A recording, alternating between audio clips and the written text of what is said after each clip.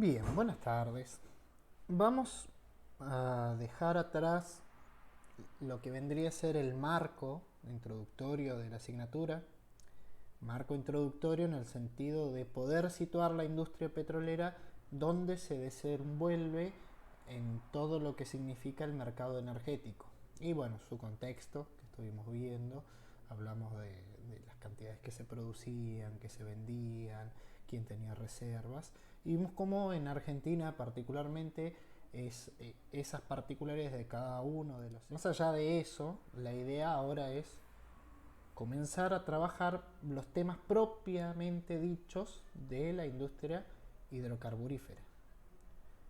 Dijimos que la industria se divide principalmente en tres sectores. Antes, en muchas bibliografías o muchas presentaciones, se hablaban de dos sectores, el upstream y el downstream. Con el tiempo se empezó a hablar también del midstream. En particular en Argentina, al haber tres sectores claramente separados por la ley, es más habitual hablar del upstream, el midstream y el downstream. Recordemos, el upstream es todo lo que viene a ser la explotación del hidrocarburo, es decir, hacer la búsqueda, trabajar con los reservorios, hacer la operación de los yacimientos, la explotación, hasta obtener el hidrocarburo en superficie. De ahí en más entra a jugar la cuestión de acondicionar este hidrocarburo y transportarlo hasta donde sea necesario. Ese acondicionar y transporte es el midstream. Y finalmente está la sección de refinar y vender de distintas formas o utilizar, por ejemplo, los productos petroquímicos, cuestiones similares, que viene a ser la parte del downstream. En general, las operadoras grandes suelen enfocarse en uno de estos negocios. Eh, Hay casos en los que se enfocan en más de uno o tal vez en la cadena completa. También hay ciertas regulaciones legales. Eh, el Estado Nacional en Argentina en particular no te permite integrar más de un eslabón de la cadena en algunos casos.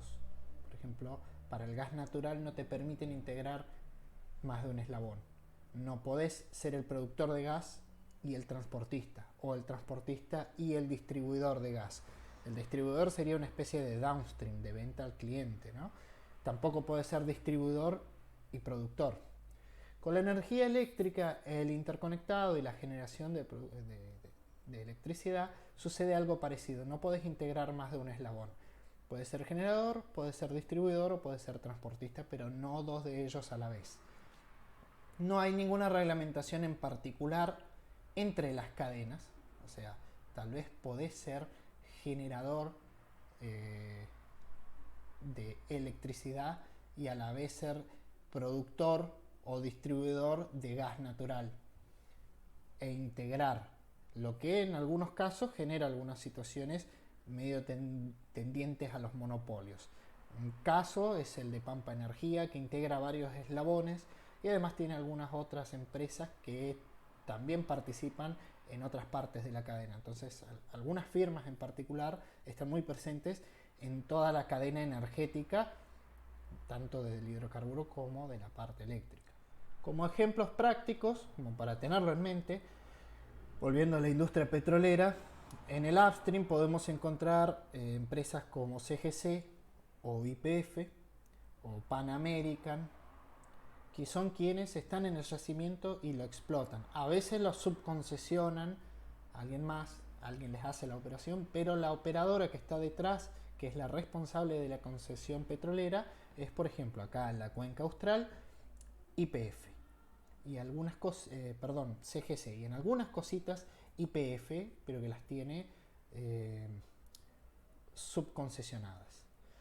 Luego en el midstream, por cómo se ha configurado la ley después de las privatizaciones, hay dos grandes empresas que hacen el transporte de gas natural. TGS, Transportadora Gas del Sur, y TGN, Transportadora Gas del Norte, y se han distribuido más o menos la mitad de las redes de transporte de gasoductos del país. La mitad norte y la mitad sur. Finalmente, como distribuidores, encontramos otras empresas que ya son las que brindan el gas natural, por ejemplo, en los hogares o a las industrias. También con la privatización se dividió el país en 9 áreas y aparecieron una serie de distribuidoras que después vamos a ver. Por ejemplo, Camus y Gas del Sur, o Camus y Gas Pampeana, o Metrogas, entre algunas que hay, que son los legalmente responsables de la distribución del gas ya por menor. En algunos casos hay subdistribuciones, como es el caso de Distrigas. Distrigas acá en Santa Cruz es una subdistribuidora que rinde cuentas a Camusi. A continuación lo que vamos a ver es un pequeño video introductorio sobre la industria en general y los procesos que se siguen durante la explotación, a modo de tener un preconcepto para poder insertar las demás ideas que vamos a ir desarrollando dentro de este marco completo. Procesos en la industria del petróleo y el gas. Los hidrocarburos son movimiento, desarrollo, dinamismo, oportunidades, beneficios, energía cada vez más limpia. Los hidrocarburos se componen de átomos de hidrógeno y carbono, de allí su nombre. Se encuentran en estado líquido, crudo o petróleo, y gaseoso como gas natural, compuesto principalmente por metano. Los hidrocarburos son el producto resultante de materia orgánica proveniente de plantas y animales prehistóricos que se depositó y sedimentó en capas impermeables, adquiriendo cada vez mayor profundidad, temperatura y presión en el interior de la Tierra. Allí se produjo la descomposición mediante la intervención de microorganismos y se transformó en lo que conocemos como crudo y gas. Estas acumulaciones se denominan yacimientos y pueden encontrarse tanto en el subsuelo continental como costa afuera.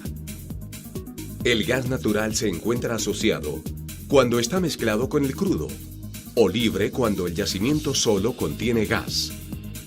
Para extraer los hidrocarburos se requieren 5 procesos. Exploración. Es el estudio de suelos que se realiza para identificar y localizar posibles yacimientos. Se toman muestras de roca y suelo en los que se describen las características de la superficie, imágenes satelitales y fotografías aéreas, y se someten a investigación y análisis. De ser ubicadas las posibles zonas donde existen hidrocarburos, se da inicio al segundo proceso llamado sísmica. Para la sísmica terrestre, se ubican pequeñas cantidades de sismigel en orificios de 8 centímetros de diámetro y entre 5 y 15 metros de profundidad. Y se producen pequeñas detonaciones que generan ondas que se propagan hasta el subsuelo y a través de una estación receptora compuesta por unos equipos llamados geófonos se recopila información de las características de las diferentes formaciones geológicas. Esto genera una imagen de las diferentes capas del subsuelo. Los geólogos determinan las zonas aptas para encontrar hidrocarburos y se da paso a la perforación exploratoria. En el caso de sísmica marina, se utiliza un barco científico que arrastra un juego de cables que portan los geófonos y pistolas de aire. Este mecanismo expulsa aire comprimido a alta presión, generando ondas que atraviesan el lecho marino y las diferentes formaciones del subsuelo que rebotan para ser identificadas por los geófonos y ser analizadas por los geólogos. La exploración sísmica se realiza bajo parámetros de buenas prácticas y respetando las normas ambientales. Este procedimiento no afecta los acuíferos ni los cuerpos de agua superficiales. Las compañías invierten altas cantidades de recursos económicos, humanos y tecnológicos, factores que no garantizan el hallazgo de un yacimiento, pero sí una operación con los más altos estándares y buenas prácticas.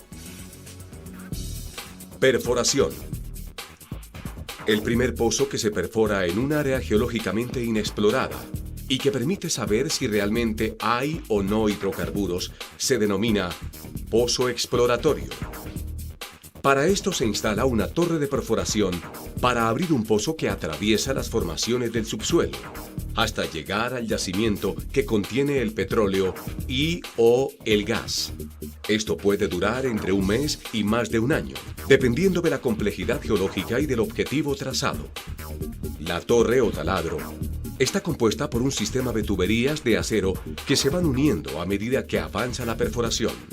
Una broca que va perforando el suelo. Un sistema de lodos que bombea, inyecta y circula permanentemente, lubrica la broca, sostiene las paredes del pozo y saca a la superficie el material sólido que se va desintegrando. Motores que imprimen la fuerza que requiere este proceso de perforación. Y un sistema de prevención de la salida de fluidos provenientes del subsuelo. Para llegar al yacimiento, en las diferentes etapas de perforación, se utiliza un tipo especial de tubería de revestimiento, la cual se cementa a las paredes del pozo y previene posibles contaminaciones de acuíferos.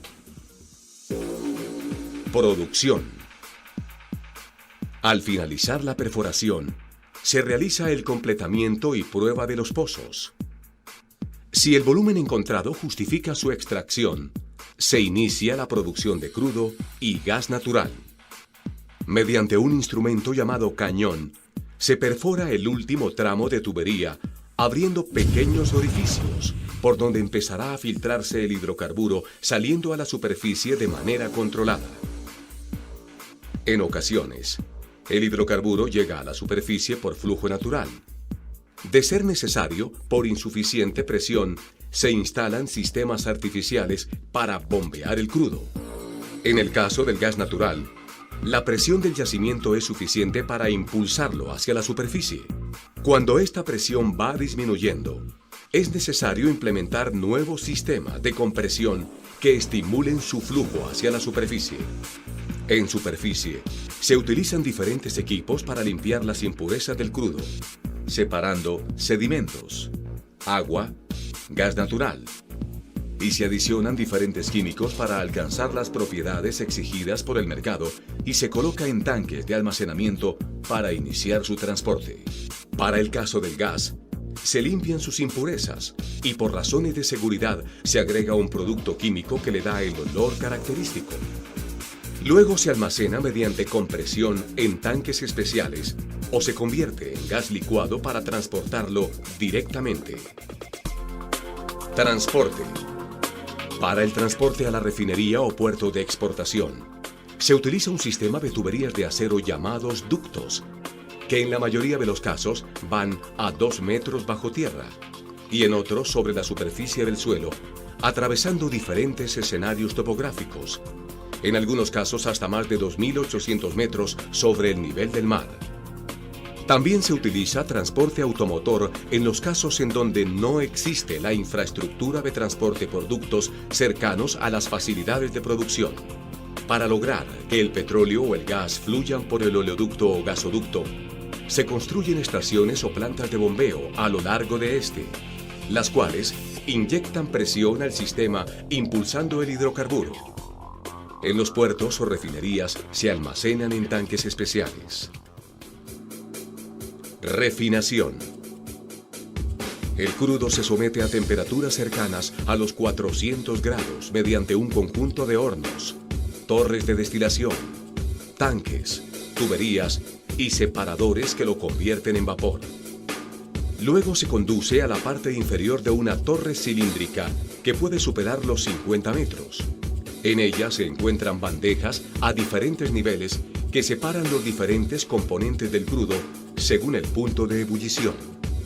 A medida que el vapor sube por la torre pierde calor y se enfría, se condensa y se separan los componentes, obteniendo los diferentes productos como gas propano y butano, ACPM, queroseno, nafta y gasóleos. Los gases como propano y butano se obtienen en la parte superior de la torre y los combustibles y asfaltos en la parte inferior. Los productos de este proceso se llaman derivados. Se clasifican en combustibles y petroquímicos. Son más de 2.000 y se utilizan en diferentes propósitos de nuestra vida diaria. En general, como una introducción a todos estos temas, algunas cositas tenían algunos errores, pero son nimiedades. Como para entender todo el procedimiento de la industria en sí, es bastante efectivo.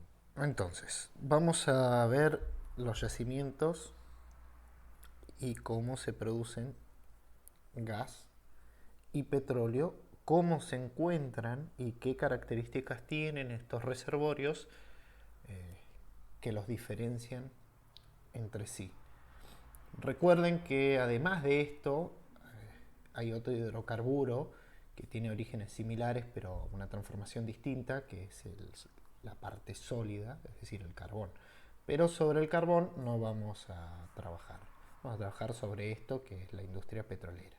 Sobre el origen de los hidrocarburos, en realidad hay dos teorías. Una orgánica, que es la que cita en el video, que en función de grandes acumulaciones de materia orgánica, algas, fondos de océanos, bosques, que han ido quedando sepultadas y se han ido sedimentando distintas capas sobre ellas, con el pasar del tiempo estas capas han tomado profundidad y la acción de la presión y la temperatura a medida que se subduce en el suelo genera una descomposición y una reconversión en hidrocarburos.